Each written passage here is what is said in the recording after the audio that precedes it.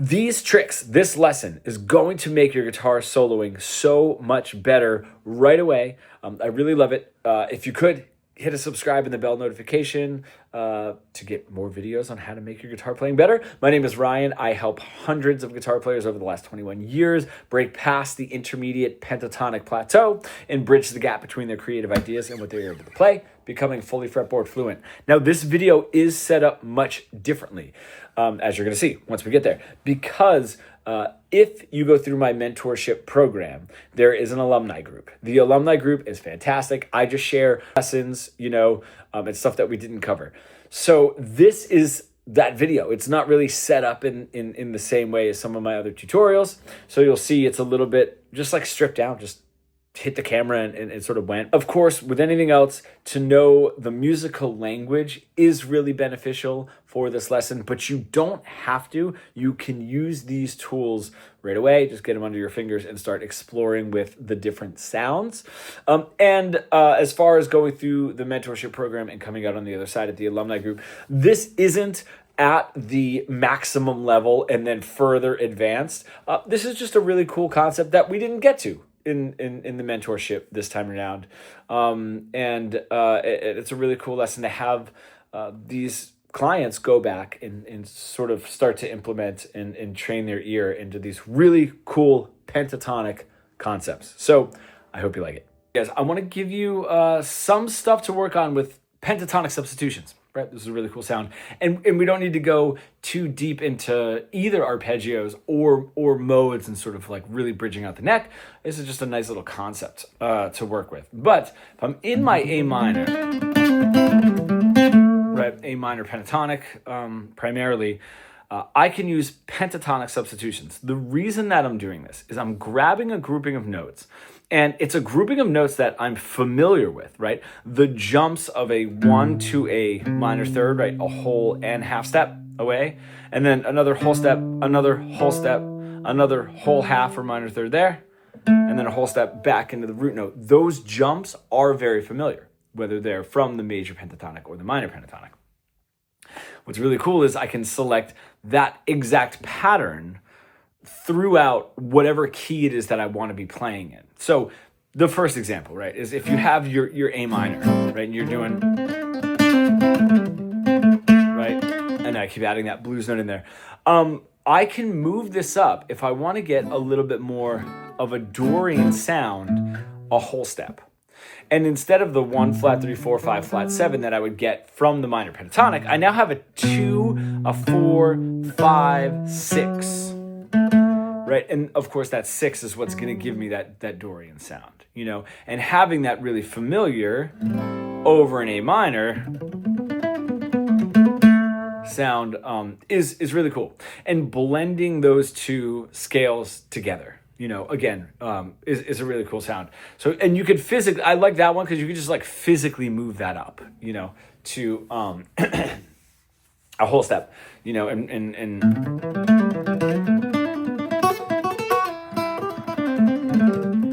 however it is that you want to sort of play. And that becomes a little bit easier.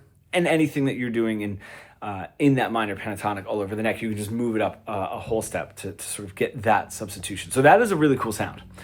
And that brings out this nice little Dorian sound, with that natural 6. What's really cool is it's relative major, A minor, my C major, right, which would be a 1, 2, 3, 5, 6, right? Those are the notes of my C major. I can do the same idea, bring it down to the 7, that B minor pentatonic again,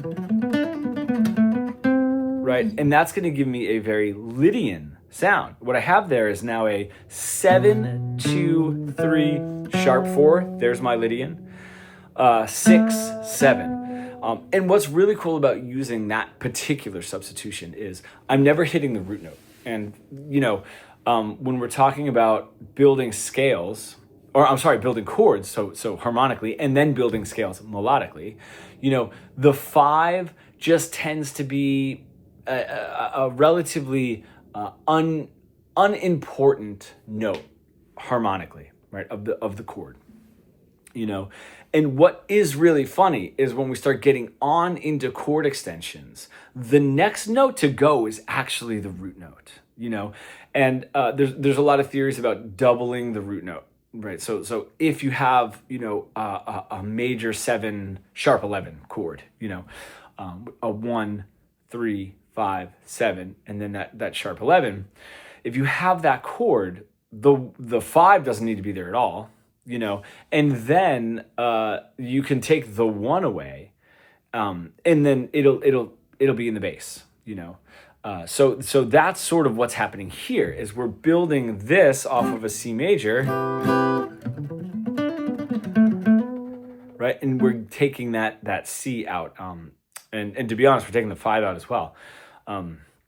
So those are 2 really cool ways. What I like about it is A minor and C major are relative major minors. So adding that B minor pentatonic gives us a Lydian sound off of what would be a C major or C major pentatonic, and then gives us a Dorian sound off of the A minor or the A minor pentatonic. And Lydian and Dorian are relative. They're relative modes, right? And you can see the note that really matters here. That note, that F sharp, is the sharp 4 of my C major or the 6 of my A minor. So it really brings out visually what would be the specific note and relative of Dorian and Lydian. Another one is going down a half step, or I'm sorry, going down a whole step from the minor and doing a major pentatonic, right? And that would be flat 7, 1, 2, 4, 5, flat 7, okay? There's 2 ways to visualize that. Of course, is you could visualize it as just a 5 minor pentatonic sound rather than a flat 7 major pentatonic. Or in this case, because I'm in A minor, it would be a G major pentatonic, or it would be an E minor pentatonic, since those are the same scale, right? The same notes, at least. That is very commonly used in like neo soul and gospel. And that's a really cool sound because only one note is different. The C down to the B. There's no C in the E minor or G major pentatonic, but all of the other notes are the same. So instead of a 1, flat 3, 4, 5, flat 7, I'm just going to consider the A being my 1, right? I have my flat 7, my 1, 2, 4, 5, flat 7, right? So now it doesn't have a flat 3, it has a 2 in it. And again, really cool sound. That gives us a minor 9, right, sort of sound. Right, and you could hear that grouping of notes in there, almost wanting to land on that E, right, which is cool because that's the 5 of the A, so that root landing can sort of work. So try a couple of those. I mean, these are really great.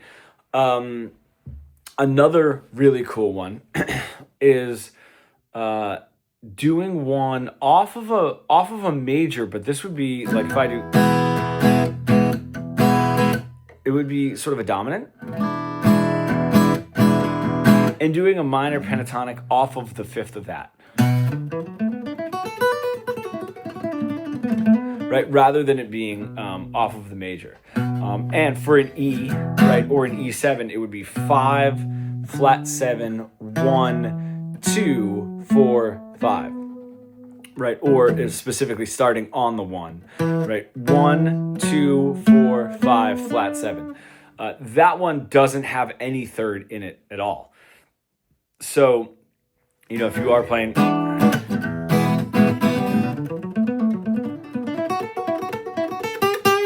right, you'd have to somehow add whatever third it is, that minor third, you know, if I wanted to get that minor third in there. Really, really cool ideas to add in. Last one to try and to just touch on real quick, because it's a little bit spicier, okay? Because it is going to break the key a little bit. is back, if I'm in my A minor, is going to that minor third, that flat 3, and instead of building its relative major pentatonic, right, which is almost just like the second position of our A minor pentatonic, what I would do is play a minor pentatonic off of that, okay? If I do this, I would not stay there for very long, okay? The reason is, and it fits really cool over a blues, you know, and the reason being is, if I play that scale, is I have a flat 3, and then I have a flat 5. So that's where my,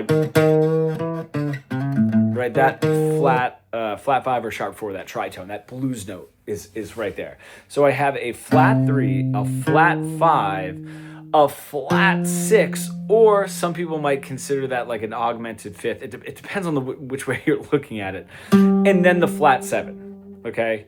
And then the flat 9. So there's a lot of out. And what I mean by out is a lot of notes that are not within the key of A minor or like an A blues or something like that. So that's where we're gonna get this like woo crazy sound. It's really cool because I do have my flat 3, I do have my blues note, right, my sharp 4 in there. My augmented 5th is where it starts getting a little crazy, but then I get to my flat 7, you know, and then if I hit that flat 9, I might want to bring that down. Like if I were to do it, that A minor,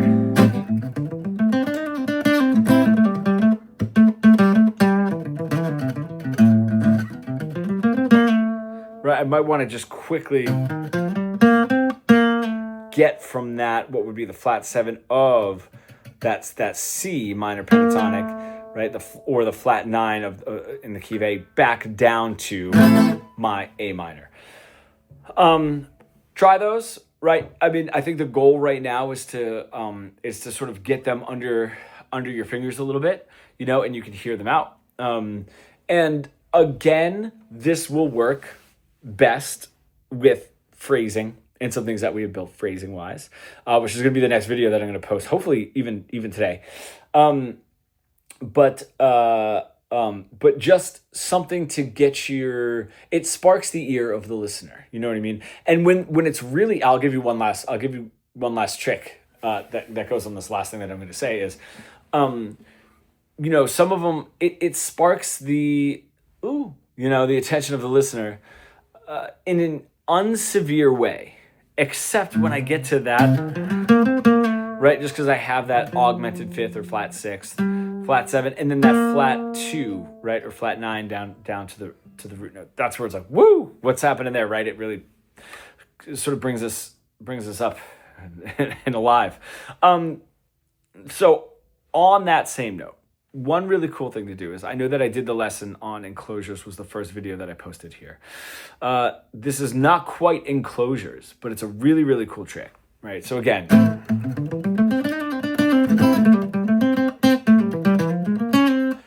doing a run up, I'll throw this in every now and then. A run up of the scale here, you know, I'm just like sort of soloing whatever, and I get to the 5 of my minor pentatonic scale, and I'm just gonna do, but I'm going to slide up and then back down, slide up a half step, back down. So it's really just 5, flat 7, 1, flat 3, 1, except I have a slide back down. And that one, because it's that half step jump, is really gonna get the attention, you know, of the listener. So try those. Let me know if you guys have any questions. If you are stuck in that intermediate plateau and you want to bridge the gap between your creative ideas and what you were able to play, becoming fully fretboard fluent, comment pro below and we can get started.